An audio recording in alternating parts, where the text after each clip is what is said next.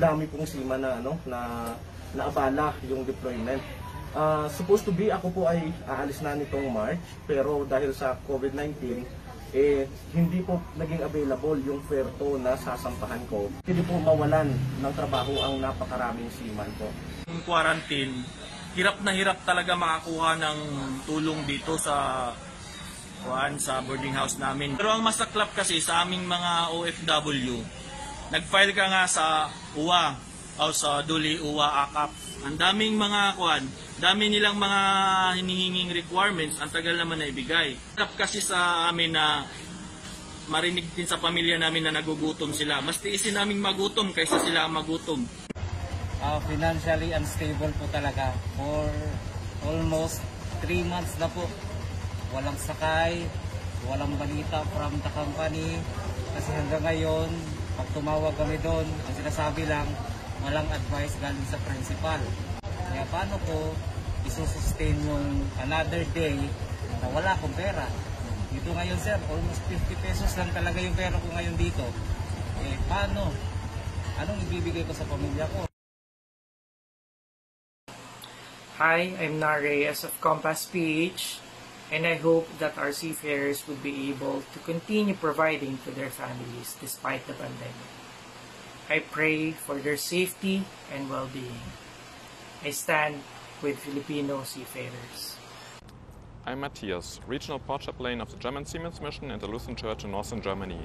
I hope that soon all seafarers can go home because they are recognized as key workers by all governments in the world. They must be treated with dignity. I stand with our Filipino seafarers. Hello, I'm Lala Tolentino from the Mission to Seafarers Philippines Family Network. I salute and honor the seafarers for being the key workers who keep the supply chain moving and the world's economy afloat. Thank you for your hard work, your sacrifices and dedication, especially in this time of pandemic. I stand with the Filipino seafarers.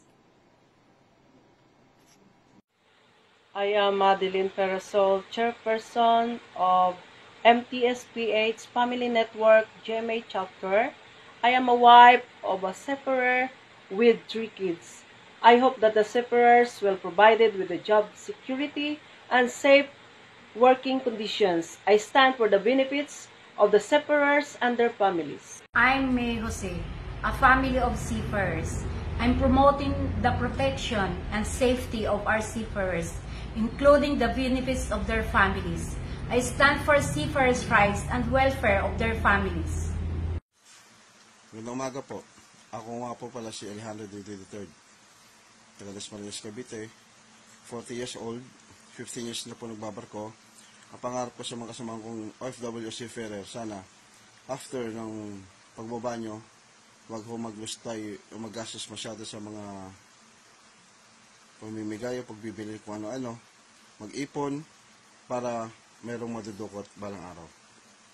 At sana magkaroon tayong pagkakaisa, especially ngayong pandemic, magtulungan bawat isa sa atin.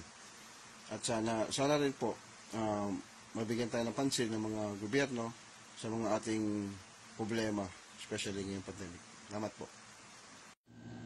Hello po, ako po si Abigail Mabuti, 4 years na pong seafarer. Pangarap ko po na magkaroon ng isang organisasyon na mangangalaga sa kapakanan ng mga seafarer na katulad ko.